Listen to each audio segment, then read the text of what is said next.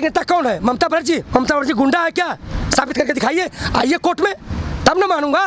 कह देने से देखिए, ये लच्छेदार भाषा होती है, चुनाव तक चलती है। मैं कहता हूँ बार बार कि दाढ़ी बढ़ा लेने से कोई रविन्द्रनाथ टैगोर नहीं हो जाता, बाल मुड़ा लेने से कोई चाणक्य नहीं हो जाता, और भारत माता की जय करने से कोई सरदार भगत सिंह बन जाता। यही हो रहा है, यही चुनाव में सब प्रमाण पत्र बांट रहे हैं। कौन तुम हो, कौन राष्ट्र प्रेमी है, कौन राष्ट्रद्रोही है, ये प्रमाण पत्र कौन होते हैं? कोई सुप्रीम कोर्ट है, कोई एजेंसी है, कोई पुलिस विभाग है? इनको क्या पता है लोकतंत्र क्या होता है? जो कभी एक क्लास पढ़ा नहीं, शिक्षा मंत्री, जो कभी खेत नहीं गया वो कृषि मंत्री। तो इसी प्रकार से जो कभी, बताइए योगी जी क्या है, उनके पास क्या डिग्री है, मुख्यमंत्री कैसे हो सकते, बताइए मुझे।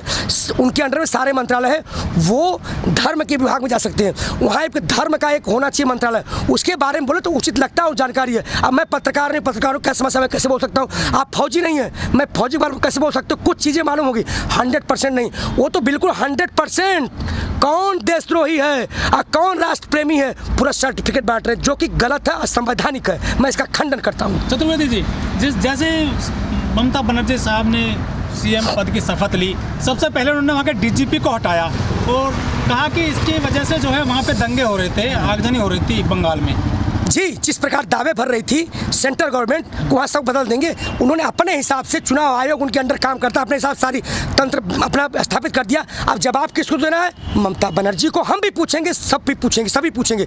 तो अपने हिसाब से उनको सर्वाधिकार सुरक्षित है, किसको डीजीपी रखे, किसको एसपी कहा, किसको डीएम हटाए, लाइन ऑर्डर करके। लाइन ऑर्डर ध्वस्त हो चुका था, ध्वस्त सच में। वो नतीजा, वो जो फसल बोई चुनाव के दौरान में Bharatiya Janata party central government है, वो काटने लगे, अब बढ़ के आई, वो काट रहे हैं। अब उसको ममता बनर्जी की जिम्मेदारी बनती है रोके, और वो करने दिए, उनका अधिकार बनता है, संवैधानिक है। लेकिन जैसे नतीजे आए हैं चुनावों के, आपको नहीं लगता कि किसानों की जीत हो गई है? जी बिल्कुल, एक किसानों की, मजदूरों की, शोषितों की, वंचितों की, बेरोजगार युवाओं की, आपकी पत्रकारों की, सबकी तो जीत हुई है।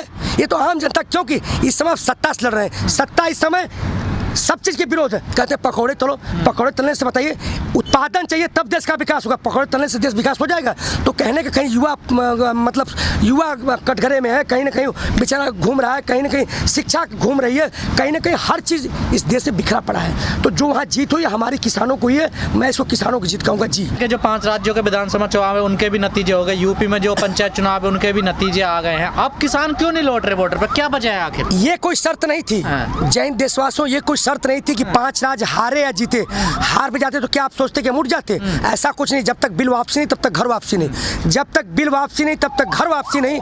हल निकलेगा आज नहीं तो कल निकलेगा। जैसे इन्होंने कीलें हटा दी, आपके सामने जो दाहिने तरफ रोड खोल दिया, तो सारी चीजें हुई। जब तक नहीं होगा हम नहीं जाएंगे वापस। नहीं, अब तो किसान फ्री हो गए ना, फसल भी उठ गई, चुनाव भी फाइनल हो गया। जी बिल्कुल, तो आ जाना चाहिए। जी बिल्कुल, आपको मैं सूचना बता देना चाहता हूँ, गाजीपुर बॉर्डर को छोड़ करके बाकी 15,000 के आसपास आपको सिंघू बॉर्डर, 20,000 टिकरी बॉर्डर में आ चुके हैं। और यहाँ भी 2-4 दिन के अंदर में काफ़ी लोग गाड़ियाँ चल चुकी आएंगे यहाँ पे गाजीपुर बॉर्डर में।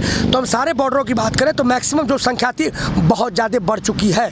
लेकिन जैसा किसान चाहते थे कि बंगाल में बीजेपी चुनाव हारे और ऐसा ही हुआ, क्या कहोगे? क्या इस आंदोलन की कोई भूमिका रही? जी बिल्कुल, जिस तरह से ये बिल्कुल अपने आप में ओवर कॉन्फिडेंस हो चुके थे मोदी जी। रात को उन्होंने लागू किया नोटबंदी, सोचे हमसे ज़्यादा बुद्धिमान कोई नहीं है। फिर उन्होंने जीएसटी रात में लागू किया, वो भी देख लिया इन्होंने। फिर उन्होंने अध्यादेश लाए, वो भी देख लिया इन्होंने।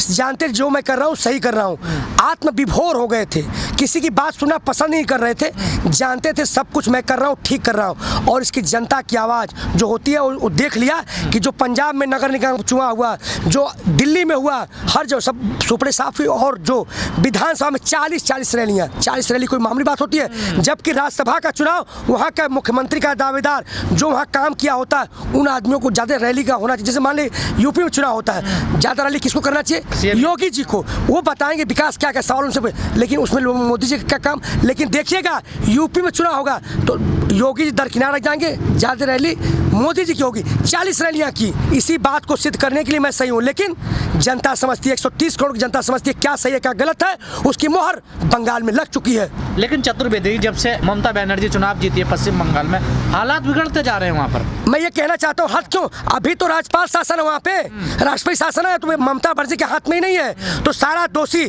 सारा सारा कमांड लाइन ऑर्डर का वहाँ पे राज्यपाल के हाथों में राष्ट्रपति शासन वहाँ पे ऑलरेडी है। ले ली ना कल शपथ ले ली ना, तो जो चीज़ें बढ़ चुकी हैं कल परसों से, मैं नहीं जानता, भ्रामक खबरें होंगी, जांच का विषय होगा, फेक न्यूज़ होगी, जैसे आप कह रहे हैं कई चीज़ों पर नहीं बोलना है, तो फेक भी उसमें जांच का विषय है। लेकिन ये कब हुआ? राष्ट्रीय शासन के अंडर में, सेंट्रल गवर्नमेंट के अंडर में, तो जांच के विषय की हवा कहाँ से फैली? जिस तरह से पहले दिन भाजपा का जो जलाया गया, कौन जलाया? जांच के विषय राष्ट्रीय शासन था, पुलिस क्या कर रही थी?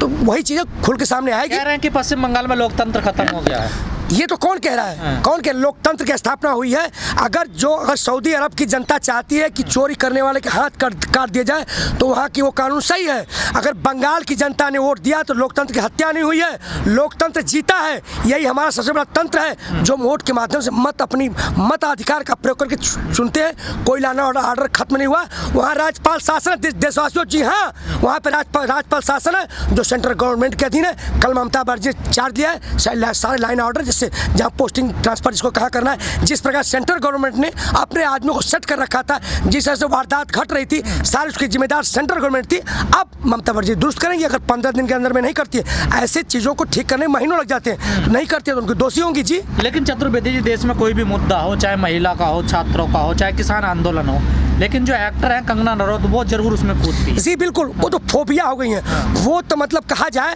कि मतलब राजनीतिक फोबिया, मतलब मोदी भक्त फोबिया, मोदी जीवी हो गई हैं। वो मोदी जीवी, सिर्फ मोदी मोदी मोदी जीवी दिखता है, वो भी अंधभक्त हो गई। निश्चित रूप से संभलना चाहिए ऐसे एक्टरों को, ऐसे खिलाड़ियों को। जो सच है सच के, हमें किसी पार्टी का विरोध नहीं करते, किसी समर्थन नहीं करते। उनकी नीतियों का जो गलत है वो गलत है, जो सही है वो सही है। तो इस समय कंगना रनौत जैसे लोग मोदी जीवी हो चुकी हैं, ऐसे लोगों को मोदी जीवी कहूँगा। जी लेकिन बीजेपी के एक नेता वो कह रहे हैं कि पीएमओ जो है ना, वो काम नहीं कर रहा, उसको छोड़ देना चाहिए। जी बिल्कुल, आप देखिए जैसे अर्नब गोस्वामी के चैट लीक हुआ, वो 5 सुरक्षाकर्मी की 5 लोगों के अंडर में होता है, प्रधानमंत्री कार्यालय देखता है। तो प्रधानमंत्री कार्यालय है कहाँ? तो कहीं ना कहीं जो सारे विशेष वो प्रश्न चिन्ह प्रधानमंत्री कार्यालय पर लगेगा। हम भी न्यूज़ पढ़ रहे थे, प्रधानमंत्री कार्यालय ठीक से काम नहीं कर रहा है। निश्चित रूप से उस कार्यालय को खत्म कर देना चाहिए। निश्चित कोई एक ऐसी व्यवस्था और तय करनी चाहिए। वो क्या तय करेंगे? देश में लोकतंत्र है ही नहीं, सुप्रीम कोर्ट है नहीं, ये जो है सिस्टर एजेंसियाँ जो बोलते हैं गोपनीय शाखा है नहीं। तो कहीं ना कहीं लोकतंत्र ध्वस्त हो चुका है। जिस तरह से बाहर की रिपोर्ट आई है, तो कहीं ना कहीं गलत है, उसको खत्म करना पड़ेगा और नई सरकार चुनना पड़ेगा। चतुर्वेदी जी, जो योगी जी जब गए थे पश्चिम बंगाल में प्रचार करने के लिए, उन्होंने कहा था कि 2 मई के बाद में टीएमसी के गुंडे जान की भीख मांगेंगे। क्या उसका असर है बंगाल में जो घटनाएं हो रही हैं? मैं ये कहता हूँ कि वो कौन प्रमाण पत्र देने होते? कोई सुप्रीम कोर्ट है? कौन टीएमसी गुंडे हैं? कहीं आपको प्रूफ है?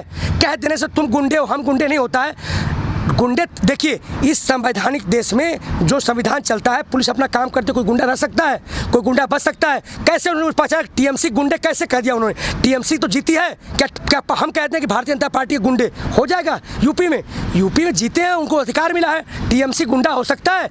ये बड़बोलेपन के नेता, जैसे इन्होंने किसानों को कहा कि खालिस्तानी है, माओवादी, किसी सुप्रीम कोर्ट ने कहा, किसी एजेंसी ने कहा, कोई जांच में ऐसा साबित हुआ? नहीं हुआ। ये बड़बोलेपन नेता इनके जैसे इस देश की छवि खराब करें। जो विश्व बंधुत्व भारत बढ़ना था, उसको रोकने का प्रयास का, ऐसे बड़बोलेपन नेताओं को कम बोलना चाहिए। प्रूफ के साथ आइए।